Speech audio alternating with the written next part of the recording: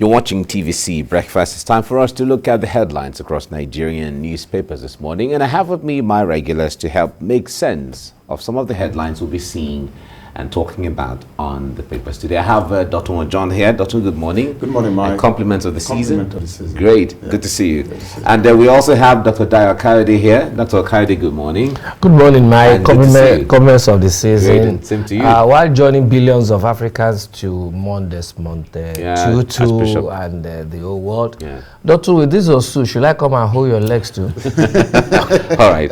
In the holding, should I come and hold your legs? His leg you want to hold? It is his leg. You know I want to hold. Are you looking for Christmas gift or not? So you have to specify what you really need. Because this is how you want to hold his leg. No, the leg. You want to hold. You know the guy too held that person's leg. We didn't see any. I didn't hear anything. Did you hear anything? No. I didn't hear anything.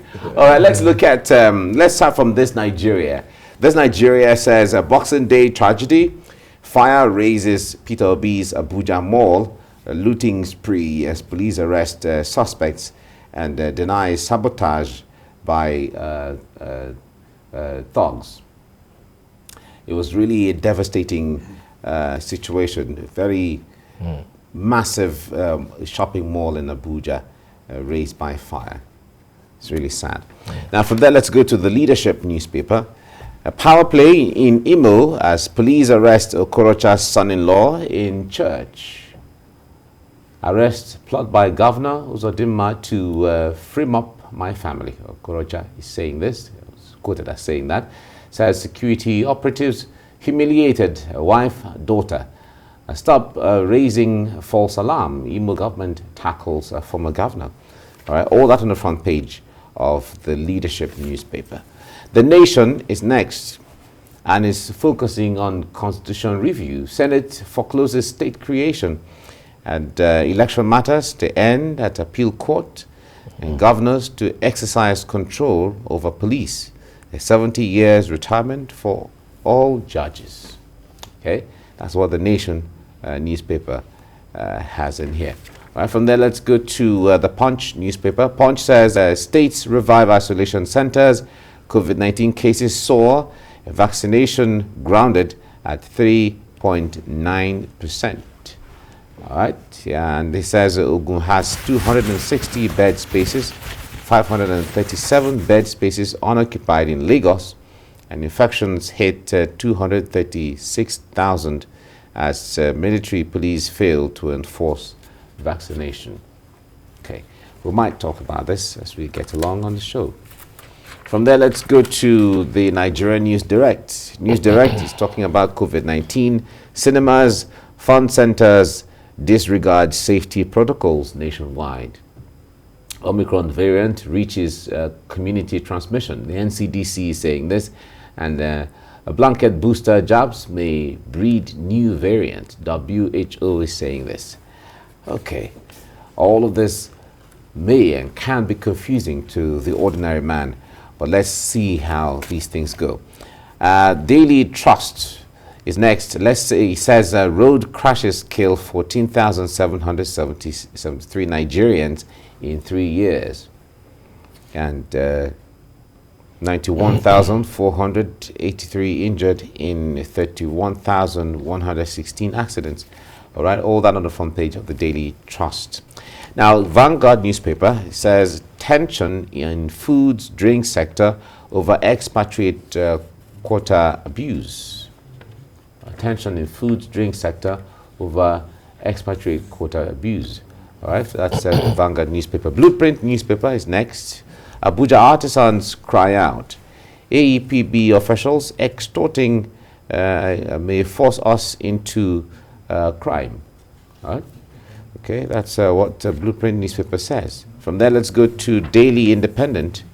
And Daily Independent says at 34.51 trillion naira, banks lending not lifting economy. Experts are saying this. They say the business is still grappling with poor funding.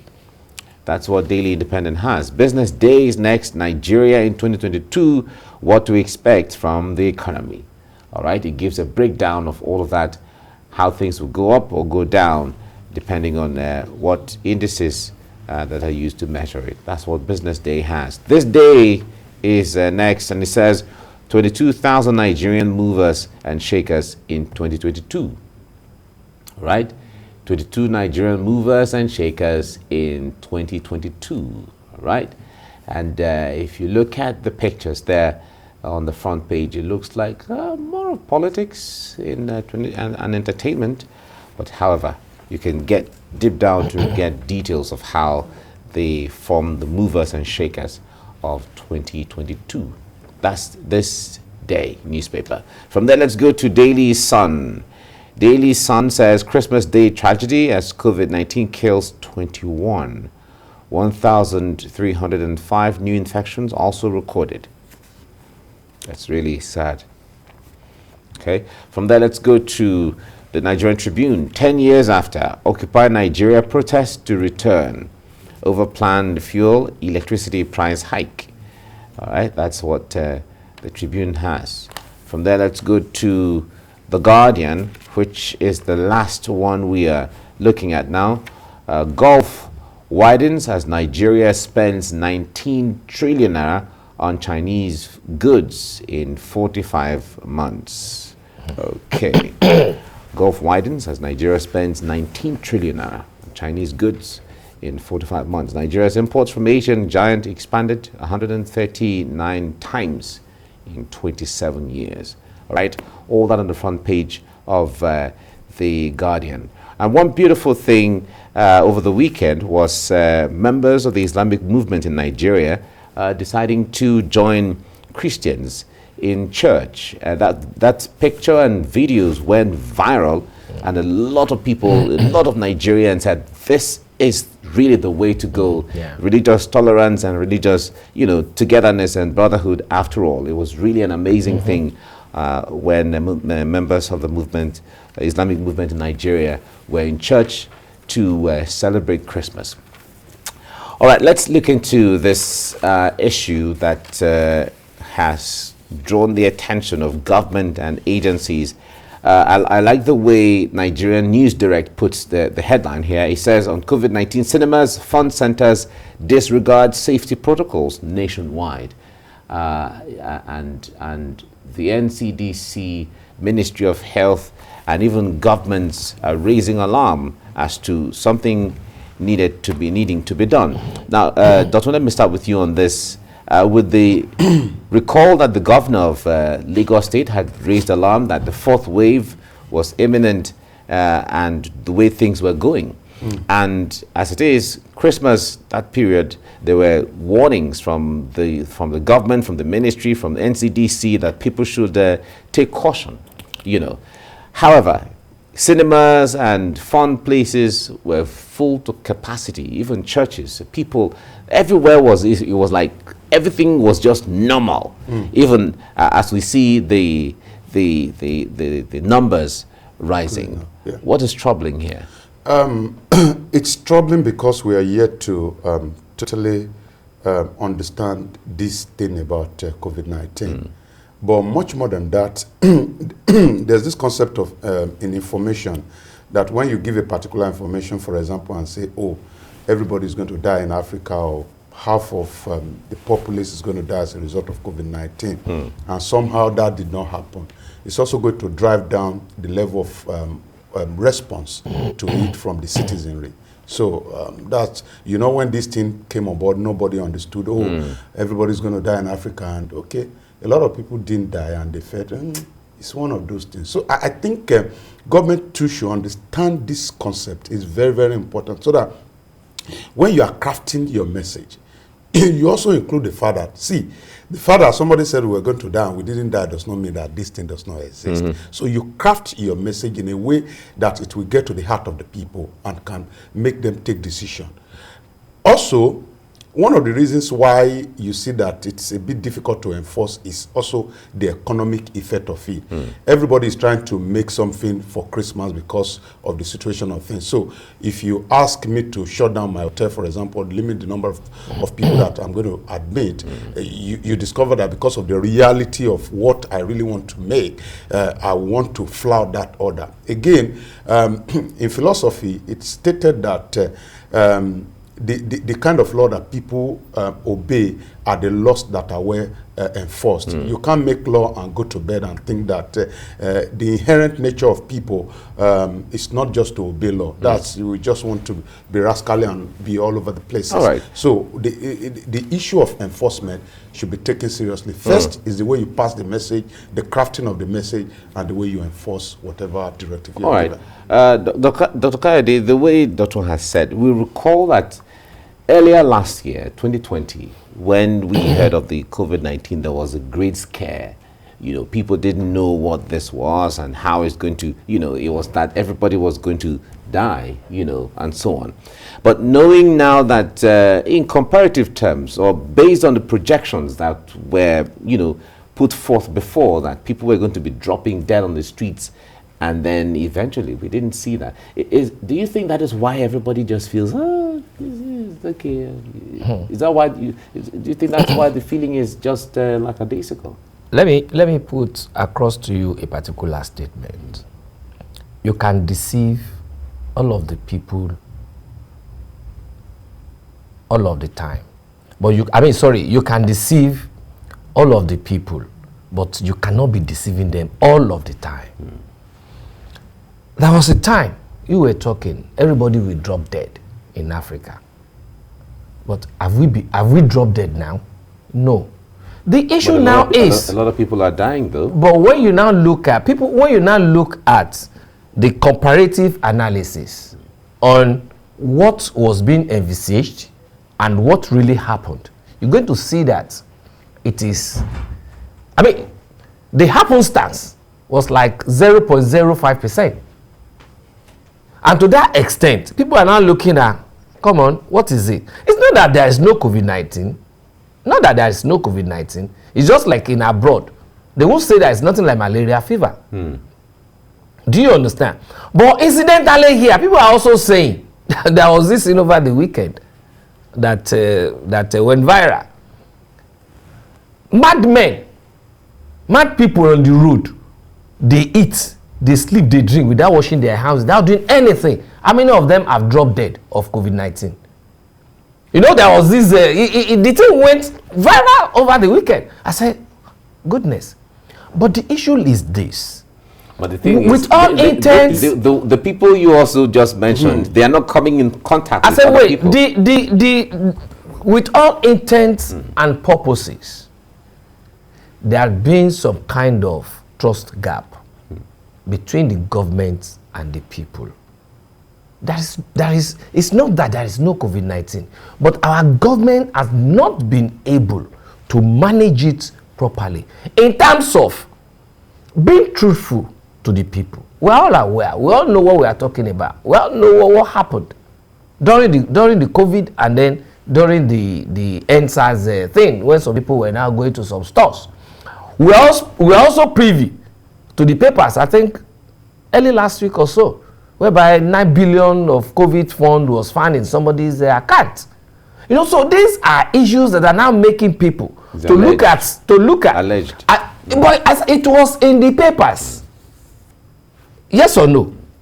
Whether alleged or confirmed, it was in the paper. I mark you, there is no smoke without fire. Based on even all those palliatives that were found in all those warehouses all over the country.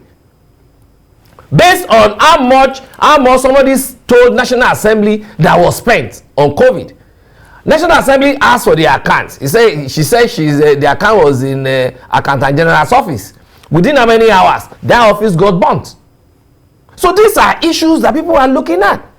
It's not making people to believe in whatever government is saying. Unlike abroad, unlike in the Western nations, whereby whatever their government says as regards COVID-19 and its other variants like Omicron and all that, they believe, they stick to it. But here it's even becoming increasingly difficult to believe in whatever the government is saying.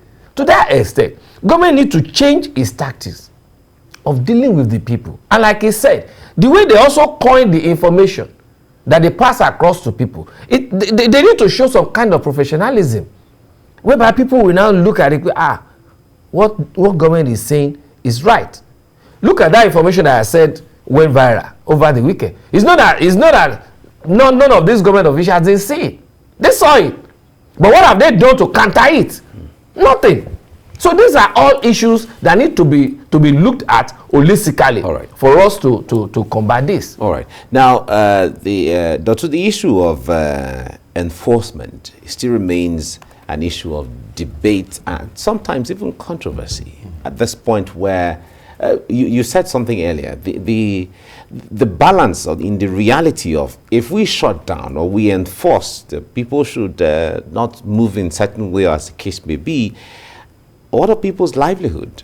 Because people have to survive first. That was part of the debate initially when we had the lockdown issues. And you remember when the lockdown was about to be lifted, there were the issues of are we ready? But how long do you keep people in? So this issue of using the police or military or whatever security agents to enforce, we still haven't been able to get that right. Because maybe within the heart of some of these people that are even supposed to enforce it, maybe there's doubt too. You understand? So it's a complex issue that we must not complicate. Across the world today, the good thing about it is that COVID-19 information has sparked protests across the world. There are people in the Western world that are saying, oh, not to vaccine and all that. So there's a global system that doubts some specific information about COVID-19. We have not resolved that. So if we have not resolved that, and those that are to enforce this law are part of this global system. That's not how you talk about global system that you know have belief. I've been in a room where decisions have been made in a particular organization, and they were thinking, okay, how do we get our staff to vaccinate? But they did a Zoom meeting, and a lot of people came up with reasons why they will not vaccinate. And one of them, which sounded to me very genuine at that point, was the fact that, is it curative? Is it preventive? And it took us a long time to answer that question, Mike. And it has not been answered. I believe that's even in the medical sector. they are debating these things as well. Yeah. So when people like that, they are scattered across organizations and systems and institutions. So when you ask me, for example, to go get people to get vaccinated, and within inside my heart, I know that, is this thing right? Maybe the local belief, maybe my parents have called me to a meeting and said, that thing, if you take it, something will happen. So enforcing it will also become practically impossible, or perhaps exceedingly difficult. So these are, we have, there's a contest in our community now. We have a contest between the reality of COVID-19 and religion. It's a big contest. We have a contest between COVID-19 reality and the attitude of government. Because when your attitude conflicts the information you give, then people begin to doubt. I jokingly cited an example. I said I was in a gathering and somebody from the presidency came, and as he was talking, he talked about tweeting yesterday. So I picked up my microphone. I said, where were you yesterday? Oh? He said, I was in Abuja. And I said, you are tweeting. And I said, in fairness, since the federal government banned Twitter, I have not opened Twitter. I told him. So there's this little conflict between, this is where we are going, and how people behave, especially people who have been honored with power and authority. So it's a global contest now that Nigeria is not a peculiar thing to Nigeria. There are doubts everywhere and all that. So, but we must continue to understand our own peculiarity. How can we get people? For example, like you said, Lagos that I know is run on daily money. Forget about some of us that at the end of the month maybe we get salary. Some of these guys, majority of these people get out in the morning, and this is part of the money. I forgot the percentage that the MBS talked about. The street economy is contributing a lot. So people don't go out, they don't eat. So it's a peculiarity. It may not be so in some other communities where the number of people that are engaged in monthly or monthly salary work and wages may be higher. In our own case, it's not like that. As we talk now, government in Nigeria has been unable to give job to 20% of Nigerians. 20%. How do the other people feel? The private sector people, I go to my office. If I do not go to my office, I do not eat. The hailing companies, the taxi hailing companies across the community, if they don't go out, they don't eat. The organizers. You look down on the people that hog gala. Let me tell you what they contribute to the economy. The people that hog gala. Yeah. Especially in traffic. In traffic. These are the people, you overlook a beer parlor man who is praying that let evening come, because it's not relevant during the day. But he knows once he gets there, he opens the place. All these people that were relevant the day during the day will retire there in the evening. So these are a lot of peculiarities that brains need to be put together. Unfortunately, there's a bit of a lock in those people who have say. It's not just about COVID-19 in Nigeria. I can't walk to any government office now and say, this is my idea about it, despite the fact that maybe I've worked in that sector for how long, except you join their political party. If you don't join their political party, you don't have a say. And that is why everything looks as if there's no solution. And Nigerians in their own private life are making exploit. Why does it negate one another? Exactly. That's a good way to say it, because the point there is Nigerians, you know, when you listen to personal successes, yes, Nigerians are blazing the trail, you know, shattering records all over look at that police guy that just retired in Canada. If I remember Canada, Nigerian. Look at the whole accolade that was given to that guy. I was among those that circulated that news over the weekend.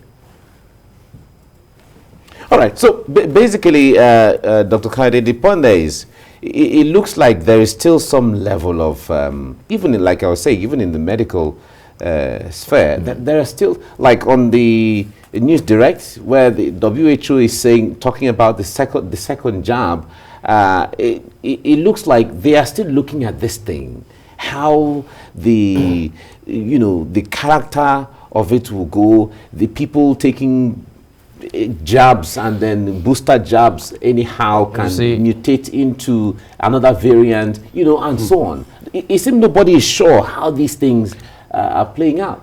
You see, anything built on malice, anything built on malice will always go this way.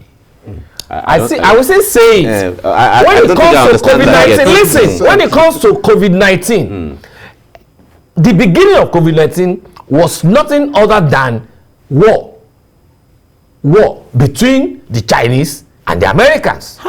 Either we like it or not, people, there have been series, or listen, Mike, listen, there have been series of write-ups on it, there have been series of research on it, there have been series of even decisions. Who is researching? As regards what happened in Wuhan, and all that. Well, now the issue now is, look at the problem we are now having.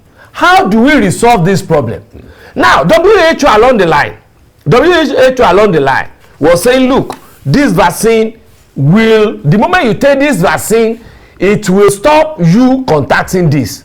But now there are some people who are taking the vaccine, but are still contacting it. Yeah. But they are now saying, what they are now saying is, the way they have contacted it is not as the way they will have contacted it if they are not taking the vaccine. All right. So now, it's becoming an increasingly problematic issue. I think what we have to do is, Dotun, there has to be an establishment of a research center by Dr. Kayode. Definitely. So that we all can begin to research together. Because all these things are in the public domain. Don't let us deny it. They are in the public domain. But the point there is, the medical balance are still even discussing it. Dr. Kayode, because a lot of people who have innocent minds are watching, right? The point there is, whatever we put out there, we need to be able to substantiate in such a way. Then they too will go and research. You have done also go and research. You have done your findings, right? Good. But the point there is that we have to be able to put it where there is an authority to. But you know the essence of passing out information. Other people listening also go and research. Let's leave it. You are not a medical doctor. You're not a medical doctor yet. So let's. But maybe he will still go to medical school. I think so. But thank you anyway, Dr. Dayo Kayode. Thank you so much for coming on this program. Thank you very much, Dr. Ojon. Thank you very much for coming. Mike. Right.